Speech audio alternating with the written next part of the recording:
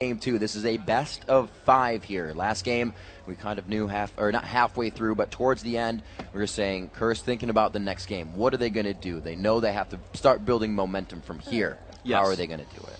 So early game is freaking important because they don't have good playmaking from mid to late game. They've got to be stronger by the time late game comes around. Whether because their 5v5 just is better, and if you look at the lineups, I'm not sure that's necessarily true. But they've got to be really strong by the time late game comes around. The difficulty being that it's hard to gank for Shyvana, no CC. Mudo's not the best ganker, hard to gank for Voyboy as well. So my attention goes down to that Cop Z-Kent duo lane. That's where I see Curse putting a lot of their attention, getting those guys ahead, getting Draven gigantic and saying, League of Draven guys, 1v9, win the game. That's what I see Curse's goal being. Looks like they won't get the 2v2 matchup that they want. It is going to be the swap around. And it is not an invade by Curse this time. Like we said, Curse didn't put down wards last time. They were just kind of brush checking, walking back out, and it was Cog that laid down the same line of scrimmage they are now. So just staying tried and true to what they did last time. It worked. They're going to do it again. Absolutely. These guys are going to play reasonably safely. Cog is going to feel a lot more confident now, and are going to look to take, I think, less risks throughout the early game. In the rest of the series, if they keep doing as well as they did in Game 1, they have no reason to risk their games on a level 1 because they can just win the games with team fights. Curse, though, I think if they believe that level 1 is a fluke, again, they're not going to go high risk either because they'll think they can outskill their opponents. So in both cases, these guys, very safe level 1s, and then we're going to see how the scaling kicks in. Flash is so powerful, guys. Even if you don't bring it in summoner spells, the minions have it. Let's see what they got for mid lane. Voyboy, Zamfira. What? They groaned because they got minion particles back. But I like seeing Flash every game, really. We already have Flash every game. We'll see if Zamfira can take down this mid lane. Chris is getting some help along with these spiders as they trade off some XP. And Zipblock made an early presence last game. Looks like Cog is going to play this one a little differently, though. They are not just pushing it into the turret, so they are adapting, and they did learn from mistake very early last game. Yes, indeed. So here we go. No crazy mistakes happening. Guys setting up for their lanes. I want to see what happens with these 2v1s. Chris actually... Quas taking a very long time to get back, and this is what happened last time, actually, for Cog. Quas was missing from the lane at the beginning because he helped take one buff and then walked down and soaked up all the XP on the first wave. This time around, he didn't. He took a bunch more camps, and Cog basically called the bluff and shoved into the lane early, and that entire 12 minion wave died to the turret with no one around. That's actually really rough for Quas here. This is definitely a little bit more extended. If you remember, Voyboy, I believe it was in the summer split, you know, he would be put in this situation and we'd see him go do Wolves and just hang out for 2 waves and say, it's all right, you're not going to get the 2 waves, go away for it. But yeah, they went all the way to the siege wave and he's still not over there. Now returning. It's coming down like in the middle of the Ken wave, that third wave of minions. Now, to be fair, he did get level 2 off of the jungle itself. He got the Wraith camp, he helped get a couple other camps with Dominate. And so, to be honest, even though you don't see Quas in lane for a while, he's actually still in decent shape. It's always weird when you're like, there's no one here at the turret. He's just taking damage and everyone's chilling out here. It gets a little complacent, too. We actually saw it happen to Cop and... Z-Kent earlier, we saw a very fast come down from Zipblock on that Vi gank, and they were almost able to get it if Chris was on Riven in the last game. But everybody's playing it very much different this game. Curse a little bit more not to lose this one. Cognitive is definitely working off their momentum for the win. Absolutely here, and I actually like the way Cog are playing almost all of their lanes. We talked about the dual lane a second ago. From Curse, these guys are doing it pretty much properly, and actually this is an interesting choice as we stay on this duo lane. So Curse are trying more to deny Chris than to actually create global pressure from killing the turret off. Now, outer turrets are worth less gold this season than last season. It's about 600 instead of 750. So choosing to deny instead of push has a little bit more sort of relative value than before. And if they can make Quas beat Chris in the mid game, which failed last time, that's a new advantage that Curse has for Game 2. Dominate quickly, going back and squeezing on some boots of his big Mundo feet. He wants to get around and snowball these lanes. He was a big presence for Quas last time, but it doesn't seem like they're able to really put that out just yet. We're 5 minutes in, still not seeing that action. The gold lead is really only a difference of a few minions back and forth, and that's coming from those top lanes. Basically here. So No crazy action, no super awesome, like, hella summoner spells burned on both sides. It's like Curse and Cog both jump at each other in the 2v2 lane. So instead it's watching the lane matchups play out. And Zamfira, again, is in the more aggressive lane, but that happens with a low-level Vladimir. Instead, here comes Dominate. He can special the next they one. do throw on the Ghost. Void Boys just on the backside. If they can start hitting the... That was a big cleaver. They do. The barrier comes out. Turn it around. Ziploc just on the outside, and they're not able to re-engage. I want to know what Zamfira actually spell shielded, because he didn't have it up for the cleavers at all. And I don't know, to me, if you're like fighting a Vlad, spell shielding his spells isn't really that important. It's more worth watching for the jungle ganks, and losing your summoner spells on a Mundo gank is pretty rough. He knew he was pushing the whole time. Definitely waiting for the spell shield. It did not come up the barrier first. So using that in lane, but he still keeps himself safe. Ziploc there to be a friend. 6 minutes in, we do see our first bit of interaction with the junglers. Dominate is going to be hanging down in the bottom lane, soon to probably soak up some of this experience as the turret comes. Yeah, so here we go. He's going to look for this one. Quas is actually high enough level there that they can do a pretty good job in this fight. It's 5-5 versus 5-5 here. Not a lot of CC from Curse, though, so it's really just kind of saying, look, let's hold the turret alive. Again, with Curse's own dual lane looking to deny some gold from Chris, and that man only has 15 minion kills, Curse wants to extend this landing phase a bit longer, build up some more adoration on Cop, make Chris really useless in the mid game, and then transition their own mid game into some strong fights for Curse. Void Boys see him into fair a little bit better. There's not a huge difference in CS here, but he is able to push Zamfira off, and pretty much just those single engages here. He's getting the Tides of Blood on Spell Shield, so the transfusion is going to be doing more damage every time. Yeah, so Void Boy's really just trying to push the lane back out there. Like, now that he's level 6 or so, he's got enough ranks and abilities that his transfusion heals decently. He can actually afford to use Tides of Blood and not run out of health doing so. Kill yourself. Don't. All right. Oh. Now, can he ult? Can he W the ult? Actually, there's no ult, so yeah, he's fine. He's just hanging. I was like, where's the assault and battery? Oh, he's fine. Okay. So I have good eyesight. But yeah, it's like, honestly, you're not going to gank a Vlad very easily. Neither of the mid laners are good gank follow-up. They just bring damage. Right. And until 6, neither jungler puts that much pressure on either. So it's like, hey, get off that minion line. Okay, come back. And we're still, from this composition, we talked about it a little bit in Champion Select, is the lack of initiation coming from Curse. It's all really walk-up initiation if they can get to it. So whatever moves they have to do has to be a pre-set up pincer move or an objective fight that I don't think Cog's going to walk willingly into. Yeah, so to me, Curse is looking for dragons, split pushes, which again they're setting up for. They're trying to deny Chris and camp for Quas to get him into a good shape, and that can create pressure as well. Or they basically look for dragons and barons otherwise, which their team is actually pretty well suited to killing. They have Mundo and Draven there who are going to have really good persistent damage on targets like Baron, and then when Cog shows up, they turn it around and go for the fight. I think that kind of situation can work. But Curse has to come out of this early game in a strong situation. If they are, then they're okay to play that kind of game mode, but they have very few options to create opportunities. So looking at Cog's composition again, we see that they really hover around. It's not even that much of AoE, because they had Ziggs last time, but that 1 AP. They like more AD, and they like to hover around 1 AP. They're leaving it on Chris. Last time it was Zamfira, so it seems interesting about their comp. We'll see if Game 3 they reflect that again. It's good for them to always choose a mix of damage output. You never want to run five physical damage champions. It's really weak if you do it. It's very easy to counterpick. You can pretty much go first out of random ones in every champion and then just kind of win automatically.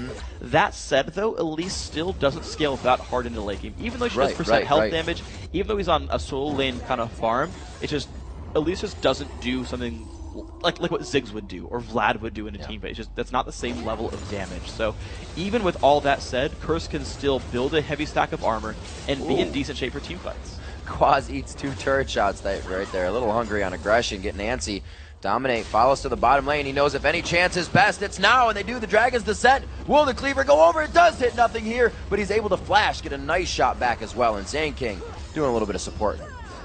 It's just actually a really good turn of events for Curse because they got the first turret, they got some summoners burned out of nothing here as well, and with a couple of recalls pretty much forced, soon Curse could also rotate down to the bottom lane because the dual lane for Cog is no health right now. Chris mashing out the keys. He's not doing too much damage yet. Still very early in the game for him, and he's only got the Giant's belt. It's the same buy for Quas. It looks like these guys may just repeat what they did last time. Quas gets hit up 1, 2, 3 on the consecutive stuns. Very well played by Zane. The barrier comes up, but it's not going to be enough, and Quas turns it around. Incredibly well played right there by Quas. Knew he couldn't really run away from it. Went for the fight as well. Void! Oh, just on the outside. Can he get it? Throws down the Hemo Plague. It's going to be the pool. 20% of his HP. It's not going to be enough to get him to dead, but Zamfira runs off of that attack, and it looks like they may want more as Dominate is just on the outside of this one. And he decides not to go in. So I gotta say, amazing play by Quas right there. The barrier was a quarter second too late by nothing here. He already took the Twin Fang, the double bite right there from Quas's Q. And at that point, barrier lasts 2 seconds, Ignite lasts 5. You're gonna take an Ignite take, you're gonna go down. And there you go. Dual lane is gone, Curse with the free dragon.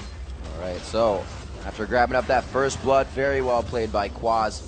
They are going to be able to get Dragon. This happened for them last game, so they're kind of keeping it in stride. We'll see if COG can do the same thing here. Wait it out, keep their mentality in, and push back. Yeah, but I think this is actually a much better setup for Curse right here. The early lead here for Curse means a lot more than it did in the last game. Also a more substantial early game lead. So Curse definitely looking a lot better than game 1, even though still COG has the ability to pick fights, I think, better than Curse can. So there's more comeback potential, I think, on the blue side. Wow, piecing together, Void Boy. Looks like he's got Spell Vamp and his Seeker's Arm Guard on that, or having the Revolver, I should say. Excuse me. Yeah, so Void's looking to lane pretty heavy right here. He's kept up pretty well in minions despite being pushed into his turret so much early game, and now Void has so much sustain and really so little pressure from the enemy lanes as well. As long as he can keep that mid lane outer turret alive, it's very hard for Void to die. He can keep farming forever. And again, I think actually Curse would outscale in this game. Curse can actually say, look, keep the early game lead so we don't get jumped on, continue to cold dragons, then just get too big for our opponents to deal with. We can just buy Randuin's Omens and survive the double AD comp. Oh, he got the minion real good on that one. Cop does flash and barrier, though. The antsy on the fingers. Yeah, not necessarily quite what was needed. He's actually going to... Everybody's flashing. Lot of abilities used. These guys are really looking for fights right here, but none of them found. It's all right. Everyone's fine. Oh, I guess Zane King just got pushed there. He didn't get flashed out, so he saved it. All right, CV coming down into the mid lanes. It blocked just on the outside. Void Boy, once he gets that Zhonya's, it's going to be quite tricky. We've seen a lot of champions that haven't been seen in a while played, so approaching the situation becomes more difficult when you can go invincible twice. Yeah, exactly. So the purpose of ganks on this mid lane aren't actually to kill Void Boy because he won't die. Yeah. It's to push him out of the lane, actually. Because you've got a double AD team, and what they do so well is power spike around 15 minutes before major defensive items are really completed, especially on squishier champions like Vlad or the junglers who don't build any armor yet, and get turrets for it. Now, Curse already took that top lane turret from their own duo lane, but the mid lane turret's very low. Zamfira has pushed Void's turret below half.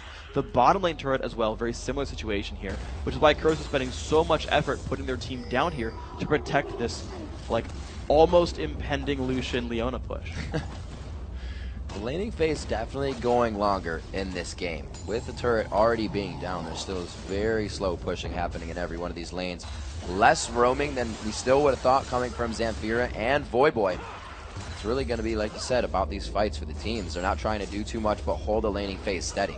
And here we go, the first 2v2 we're actually going to see in this match. This is actually very important to see how the AD carries stack up, because last game, Jinx just outperformed Lucian pretty heavily, and I think he had a much better time of it. So Kopta has the Bloodthirster done, same here for nothing here. And basically this is an important battle, because if COG wins it, they get a turret, and they control this side of the map for the next dragon. Getting a little aggressive onto Void Boy. He's safe under the turret, possibly. Dominate coming around the other side. Very nice read on the pings. He made sure he was there instantly. They are going to be able to get the turret. Hemo Play goes down. Here comes Quas from the side. He's just out of enough to do his ultimate, and it looks like they get out safe. That could have been very big for Curse. That absolutely could have been good choice there by Zamfira to pop the Sivir ulti. Problem is now Curse is so low on health, or sorry, COG's so low on health. Curse gets to counter push what was otherwise a really good choice by COG, but it's going to go 1-for-1. Even though COG had a significant turret health lead, it's just an equivalent trade, which is still better for Curse here. Very quick pressure there. Those few pings lead to the mid turret, and that was really COG's move. Curse was just ready to counter. Exactly. That was a good set of rotations right there. Well played overall by Void and Dominate, just to buy a little bit of time, get the team in there, and then just pull the rotations down to get the counter push. And because they got some damage onto those guys from COG, they made them leave the lane and just leave that opening here. Cog still has some other turrets they can pressure. They can still dodge the 2v2 lane and push something with Jinx, or sorry, with Lucian, or they need to actually win that 2v2 matchup with a jungle game. Where do they want to go from here? Let's take stock. 15 minutes looking at these inventories. The death going on to nothing here. Remember, Quaz doing a 2v1 in the bottom lane to grab that up. This turret may be going down as well. It's going to be good gold going in the favor of Cog. It puts the turrets at 2, and the gold is about 1,000 to 2,000 now behind. And there we go. So Cog finally getting themselves back in a little bit more. They finally took the outer turret down. Dragon in a minute and a half, though, is I think really the important next tell. I don't imagine guys really trying to force things much later than now until Dragon comes up. In-lane fights are fine as long as the teams have ward coverage. Problem is, Curse don't know anywhere Vi might be. All the wards. Curse seems to place the ward unless they know they want to go for something. They don't go too deep on those wards. They got the mid turret, so they felt safe pressuring those Wraith wards. But as of right now, they just keep themselves on their side.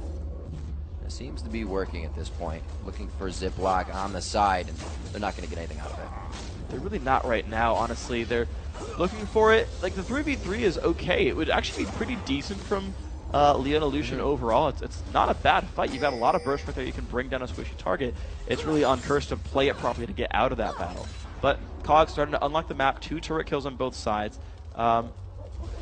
I really want to see how the top lane matchup plays out, though, because we haven't seen these guys fight yet. And that's going to be another very important battle, is can Quas out-sustain Chris' harass and win that fight? Because the team that has the better top laner gets to basically use that to create openings.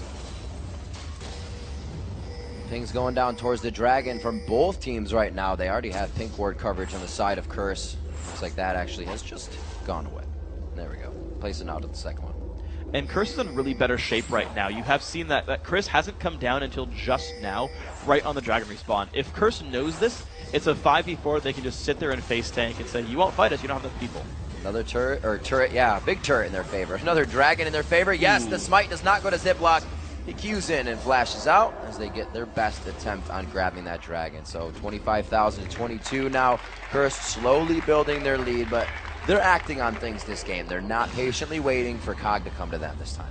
And it's smart of Curse to go for Dragons the second they spawn. They've got them timed out. They know to set up before it ever spawns. Make sure they're already there to deal damage. When it does come up, start flapping its wings. Because Curse needs to just keep pushing these gold leads as quickly as possible and basically strangle all the options away from Cog. Cog are kind of still waiting for something to do, and Curse aren't giving them any openings.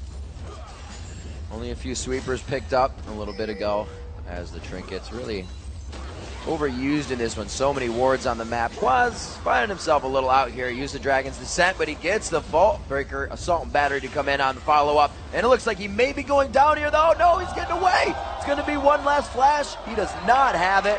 And Quaz walks himself out in style. That was really, really close right there. I think it was the right choice by Cog to look for kills right there. It snowball people ahead. At the very least, it does give some map control here. But the dominant rotation they gotta here... know. Yeah. He's not going to stay with that low health. Yeah, okay. Good attempted bait there by Quas. No one bites it. It's going to be these guys being safe. But yeah, that's the kind of plays that these guys need to make. Cog have 2 real initiators that they can use to keep looking for plays. It's the kind of stuff we need from Cog here. And 18 minutes in, they still hadn't found one. That's not a good thing for these guys. They've got to use those initiations, those ultimates, those abilities to get in and start turning the map to their side. Because slowly but surely, Curse keep taking Dragons. They keep getting minion kill leads. And it's not going to stop unless Cog makes them stop. Trying to see what's stopping Ziploc and Zane King really from trying to get their initiations on this time. They've been going into fights. Zane King's flash, or Ziploc's rather, was down from that Dragon engagement. And they did try to go top, but not much is coming into their favor this time. It seems Curse is adapting a little bit better and has definitely changed their play style from last game. Absolutely. Their comp makes at least a little bit more sense for the champions. Yeah, at least all have the same helps. idea. And they're playing the map a lot smarter. They're not getting up nearly as many kills. They haven't gotten any team fights, so I guess they couldn't have had the, like, Quas goes one way, other team goes the other way whole thing. But yeah, Cog have really just stalled out, and they're just kind of letting Curse play the Scale of Vlad into Infinity game, which is perfectly fine for Curse here. Cog picking up a lot of wards. Double Bloodthirster for Zamfira. Nothing here means they have good sustain for themselves in the fight. And not as much peel is going to be necessary for those two. We'll see if it's going to be Zane King and Ziploc to grab the deaths up for the team once again. Dominate hovering around in mid, and right now Curse is really just showing themselves. They're not showing Cog that they're going to have any pressure, and this may be the time when they plateau again and Cog finds their way back. It could be, really. I mean, honestly, the opportunity does exist for this Cog lineup. Bloodthirster is down on Lucian. He's going towards that Trinity Force. Like, he's going to power spike pretty well. Draven's already kind of hit, I would say, one of his peaks right there, where, yep, you've got a full stack Bloodthirster level 9. All right, Draven is as powerful as he's ever going to get without getting any champion kills and spiking up ahead of other people in items. If Cog gets a kill, like, onto Cop right here, right, they remove a bunch of Adoration stacks, they get a kill off onto a squishy champion, they can start moving around and using the map to their advantage. But, you know, now that Assault and Battery's back up for Ziploc, let's see what he looks for. Very, very slow game compared to last game. We only have 1 kill on the board right now. Hard hats are completely on for both of these teams. And from going to the momentum of wanting to win, I think not wanting to lose is really on these teams' mind. It slows the game down, you play so much more cautious, and the risks are only for objectives, and that's what we're seeing. Dominate, a little bit of damage here, but he should be able to pinch in Chris. This is what we said they need to do. Come from the side, but it seems to be completely countered in. The execute, but it's not going to be enough on the regen. Oh my god, he lives, and it's going to be Quaz going on the 2v1 now. But here comes Zamfira as they come out of the woodwork. He is not able to get the kill, but everyone lives. And Chris had to be really careful about this dive. I think it's going to miss. Nice try, though. It was a good lead. He was pretty close to his team. No, nothing picked up. That's pretty much the sound Draven makes when he throws axes. It's a good one. Good catch, too. All right, nice try. But yeah, and I like that from both sides. I think that was a little bit over-ambitious from I Will Dominate. He gave up an early kill last game from doing something like that, getting a little bit too aggressive. But Cog are doing a good job of rotating around and getting their teammates into positions, getting in there for fights. The problem is that the cursed champions aren't getting pressured before they get big. Dominate was getting jumped on with like most of Aranduins and a like Ninja Tabby and Ancient Golem. Like, that's not an easy to kill champion. Quas the same way, has completed items, got a Sunfire Cape now already. You don't chase those guys down easily.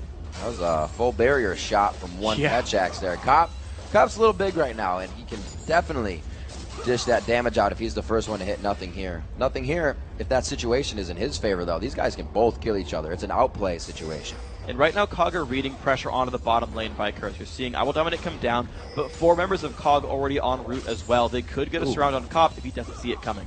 All right, with that HP, nothing here can't win the matchup. Right now, he's playing it safe, keeping himself in the back line. And the hover is coming in from Zane King, but he has seen a very nice sweeper put out there to make sure that his AD carry is safe as well. And this is smart. These guys are doing a very good job of controlling vision, and a lot of it is because the wards are dying so much that these teams aren't safe to dive without... and they don't know where the enemy jungler is. You actually saw I Will Dominate look for that one fight and was like, whoops, there's an enemy team here. Man, that was a really dangerous choice. I almost died for that one. And the same is kind of happening here for Cog, where they don't know if that dive's going to work. They can't see if the jungler's waiting in the wings, so they just don't try for it. And high-pressure games like this, a lot of teams will say, you know what, if I don't know, I'm not going to try for it. Right. They got to move with those wards. They got to move with the vision. The trinkets really act as like moving vision. You have to play where you're going to be. They don't last very long, and that dragon going in favor of Dominate. Very nice, smiting that one out. And Curse will again move off a dragon. Will they get anything? Does anything happen from this? Cog didn't fight it, so they're just going to defend. Yeah, this game is deja vu. That happened a second ago. Yep. Jumped over the wall of Q, didn't get the smite, flashed away. Cog's Curse still up 3-1, and they go back to their own lanes. It's really Curse saying we don't need to rush the issue. It's good patience by them because they do outscale, and in fact, Quas that works this time. Exactly, and Quas is continuing to improve over Chris as well. Now, I like Chris's choice to go for like an early Sunfire, build a bit tanky, play more of a persistent damage game, because you just simply can't burst out tanks like Mundo and Shyvana. So Chris is building for a longer fight overall. But really, I don't see Chris actually ever turning that matchup around. Quas will push faster. Quas will probably jump into team fights a little bit more, get into the back lines a little more quickly. He'll be tankier in the battles as well, so he's harder to remove. And Chris is like, well, I got 2v1 and they tried to deny me. I'm just behind. COD needs to take down this top turret, get a little bit of that minion wave push to the second tier. That's really when they were able to, in the bottom lane on the other side, of top lane I should say, was able to start to make some moves and really spread Curse thin. Right now, they're just getting minion waves in their face and keep pulling attention to Chris in the top lane, which I guess is working for them because they're getting the time, they're biding Yeah, they're trying. So Chris Cross apparently, it's a really long song here. Not a lot of notes in it either. It's like, is that like one of the hidden tracks where they're kind of like, there's a track 15 after like 30 minutes of silence? Pretty much how these guys are playing it. Cop gonna take the white again. It's fine, no big deal here. But yeah, it's Cog need to get the machine rolling. That's really what it comes down to. Curse aren't going to make this happen. They'll pick up dragons because they know they're stronger. Cog have the ability to separate people and pick out individuals throughout the mid game, and they're just not finding it. And that's really the difficulty here. Is their only way to get into this game? They're not finding that opening. Window's going to meet up with Dominate, and it looks like Cobb's trying to set up a little bit of a scare in the brush if he's able to do it. Chris and Quas not very fighty here. Quas is actually taking a bit of damage if they engage, though, so he knows he can't really trade right now with that burst. Yeah, it's wearing him down a little bit. Once he finally gets Spirit Visage done, he's going to have a lot more health regen, even though he's not life-stealing as a champion. I'm actually going to check to see if he did anything with Runes and Masteries. No lifesteal at all, so it's just really just base health regen. But the Visage HP 5 that it gives you and all that is enough to basically sustain through that. And so Quas is going to become pretty unremovable in the near future in the next couple of thousand gold when he finishes his items. And at that point, it's like, well, you're not going to remove Quas anymore, man. You're going to run out of mana before he runs out of health. All right, so at this point, Curse needs to kind of kick themselves in the butt and get things going. Their inventory is completely out inventory, if you will. On the other side, they are 5,000 gold ahead. They've taken so many dragons, and after every dragon, they go back to farming. They're not getting anything out of it. And right now, they would straight up win a team fight. They absolutely would. And when that team fight happens, Cop's going to get super rich. He's at 600 stacked in his passive right now, which means he's going to get 1,250 bonus gold for his first kill. Yeah. That's basically most of Last Whisper. Well, he's got that. It's basically a BF sword on his way to... You know what? He's going to buy another one. He'll just... Yeah, 2 Last Whispers. I know it says last, but apparently it really means... One more. One more? Yeah, that petered out quickly. And really, yeah, like that's... I don't think it's on the mind of Cog right here saying, oh man, those Raven stacks, but it's still going to come into play when the fights start happening. Curse wins a fight, they're going to win harder than you would expect. We'll see what they can do. They don't seem too sure of themselves right now, or just happy with the way the game is going. They are kind of pressuring back. They're upping gold, but they haven't moved past a few turrets that they've taken previously. Dragon comes up in 2 minutes. Maybe they'll force the dragon fight instead of grab dragon, because grabbing it kind of takes all the scariness away from it. Having it there is what they need to engage the fight. Exactly, and for Cog here, they need to actually be there in time. They showed up late to dragon both times, basically. Second time, they weren't even, like, they just had to look for a steal and not even get a team fight. Cog needs to know the timer, and they do. They knew the timer both times because they tried to steal and couldn't quite land it. Cog can be in position, spend a bunch of time and effort getting ward control and saying, look, we're going to pick the fight, we're going to separate one of you, burst you out. Again, my choice is probably Cop here. He's the only easily killed champion on the Curse lineup. And say, okay, well, no persistent damage. We can continue from here and win the fight with our AD carry. It's actually pretty interesting. Zamfir has gotten himself actually level 16. He's damaging Voyboy pretty well, even with that Seeker's Arm Guard on, and he has no pen on that armor. Everybody else is somewhat even level throughout the other lanes, but Zamfir doing a good job of keeping up on Voyboy. He's been roaming a little bit, not getting kills, but he was up in CS. Yeah, and you know, for what it's worth, I would like to see a player like that in the LCS, to have a player like Zamfir get a lot more exposure, because I always like players who do unorthodox things, who bring out champion you don't normally see. I was excited to see yesterday the LeBlanc pick by Shifter. It was like, yeah, and I knew he did it in the Challenger scene. He picked LeBlanc as a counterpick to Ziggs, and I was kind of chanting backstage, like, oh, they first picked Ziggs. All right, is it going to be LeBlanc? And I was like waiting, and I applauded when he grabbed it finally. Yeah, and unfortunately, he got like massively outplayed. He didn't do anything that game. But the players who, you know, bring back Double AD, we haven't seen it too much in the recent past, and not so much with Sivir really in general. The players who bring in things like AP Lulu mid, it's like, that's cool to see, right? He's forced 2 Kog'Maw bans already. Like, that's cool, that's fun to see. And when you get players like Chris who force Riven bans, and if, you know, Zane King proves to be this god tier Leona that forces bans, suddenly those unorthodox picks start showing up because you can't ban them all out. I don't like this. Cog is going to the back of Dragon to try and take it away as Curse takes it, so it doesn't look like we're actually going to get a fight out of this. Wait, maybe? Yeah, so Chris came down first. That's the important thing. You have a very small window and massive ward coverage, actually, by these guys, of Cog being there a little bit first.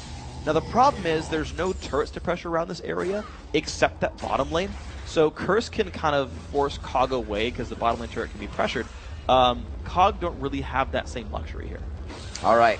Ziploc has flash up. Third time's a charm. Will he be able to queue in and flash out with the dragon this time? Nope, Cobb gets it. So they try again from the backside. Will they pressure after this? 4 dragons. Gold is now 7,000, 6,000 in the lead as Cog crests 40 grand there. And now we're getting a push down mid. And I don't think, yeah, they have a wait. Yeah, now that they've got double Randuin's Omen and a Thornmail completed, their front line can dive turret successfully. Dominate's going for a Thornmail next, maybe a Sunfire. I would expect Thornmail though. And these guys, like, Curse have finally unlocked the point where they're like, screw it. We don't have initiation, but we have guys who can't dive, so just walk at them until they fall over. They've got a big enough gold lead, 15% right now, that's enough that they can do this now. They can just walk into them with their faces and just like, yeah, just dive. Zamfira not really letting him close to the turret. Static Shiv Sivir making it quite easy to clear out those waves. So with what they have, it's going to actually be hard for Curse. Like you said, they're going to have to go straight under and around those turrets because they're all melee once they get to it. And that does make it a pretty big difficulty, yeah. But they're grouping up towards the mid lane. Like, you're seeing these teams look for fights! Boy gets locked up. There goes the W. He's down in the Sanguine pool. The Zanyas is going to come out completely after. All the ultimates combined into one area, and it looks like Cog is losing their HP bars quickly here. Zkank to the back line. A beautiful shot coming from nothing here, but it's Boy turning it around. Tides of Blood brings in 2 kills for himself. It's going to be Zane King, still alive with a sliver of health, but he goes down valiantly with a kill under his belt. But it's going to be Curse finally coming out on top. Cop lives with a sliver of health, and Quaz is going to chase down, waste, and bite through the barrier of nothing here. Beautiful job right there. 5 for 1, and Cop now has 3,800 gold in his inventory, cashing in on the League of Draven right here. And Curse gonna say, all right, let's start getting some objectives for this, and it explodes. 2 turrets going down. Boy with Zhonya's and Sanguine Pool. He got such a late ult off, but he burned so many cooldowns on himself. So much of the initiation went onto Voyboy. Solar Flare blocked by a Zhonya's Hourglass. Watch this. So Voy gets jumped on. Now he doesn't have time to actually cast his ulti. The quarter second would let him die. So he pools first, and he's going to actually Zhonya's immediately afterwards. Still doesn't get to do much, but survive. But when you engage with double AD and go in really hard against double Bruiser, like what Curse has, those guys start burning you out, and you saw that there. Quas and Dominate took a whole bunch of damage as the tank line and just worked down the rest of the lineup. I gotta commend some of the kiting by the rest of these guys, but 1,446 gold is what Copper's got for that kill. Yeah. You got it. Talked about it earlier, the double invincibility. They chased down Voyboy thinking they were going to get that kill, and the Zanyas kind of turned the page in the book, and it was a choose your own adventure, and Curse was the one to choose where it went. So 6-2 on the board now, 10,000 gold, and now it's in Curse's mind that they are ahead in the game, and I think they're going to be making a few more moves faster. Yeah, these guys are absolutely in control. Speaking of making moves, Voyboy picked up Distortion Boots so that he can ghost and flash more often. Beautiful segue. And of course now Baron going down as well because these guys just have control. Cog finally took a fight, and it was a disaster for them. They waited too long, and Curse outscaled them. They've got a gigantic Vladimir now on the map. This is Curse playing their comp right and saying, all right, we're going to out-team fight you.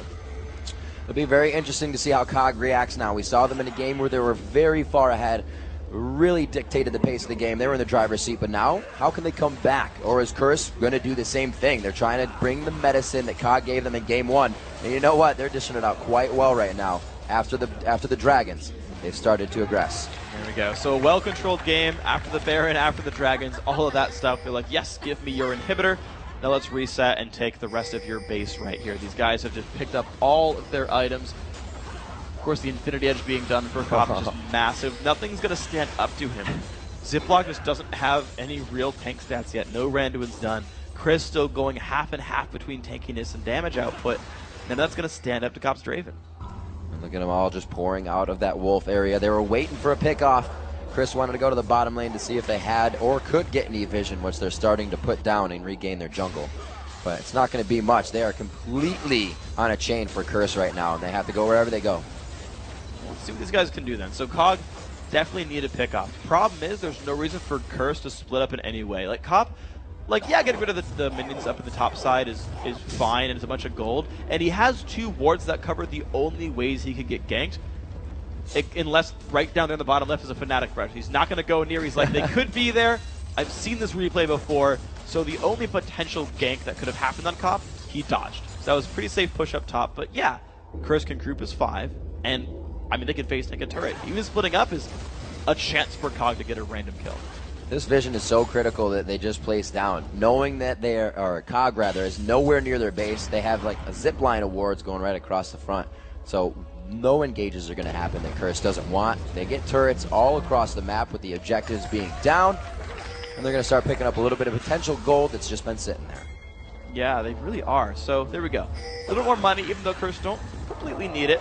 Cog, you can just see how afraid they are. They push up mid and say, wait, I see Void Boy. No 1v5, please. Let's just get the heck out of here right now. And it's Cog, taking what they can.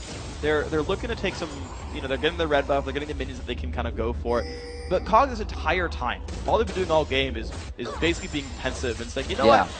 I don't think we can do it yet. Now, to be fair, they're waiting at the Baron buff, and that's smart. You don't really want to try to make plays against a team with Baron, and Curse taking a really long time to actually go for a fight here. They're not really using their Baron to do much. But Cog, a little bit of tier 2 race here. We're going to get some damage down. Mundo is coming back. The turret's dropped a little bit slower, so they're definitely not going to progress to that. Inhibitor turret is fast. It's going to be big. Quas uses dragons. Get it out. And the inhibitor is going to follow after. He is a little scared to go back in. Cog's still pushing right now. This is a bit of a base race, and Cog has to turn around and defend it. Cog, they are going to be able to go into the fight. Very nice Draven ulti coming all the way from Cop down to the left side. And it looks like Cog is running for their lives right now. Void Boy is under. The Hemo Plague is down, and he's going to amplify that transfusion damage along with Tides of Blood. Nothing here. The Cleaver to come out. A great flash and a shot back, but will it be enough? He turned and did that. Can he turn and click the red buff on? I don't think it's going to be enough. Cop Nexus turret. Cop second Nexus turret. Zamfira's coming. Looks to be going on the Nexus itself. Zamfira's there. Zamfira goes down in the fountain. Cop gets all the reward gold, and Cop takes the game for himself in 37 minutes. Draven wouldn't have it any other way. The game is all about him. That was a very interesting end to the game. Cogs looking for that mid lane push at the end there, I think was the right idea. They were losing grasp of the game and said, guys, we might have outpushed them on the map. Let's try to go for it here. Curse made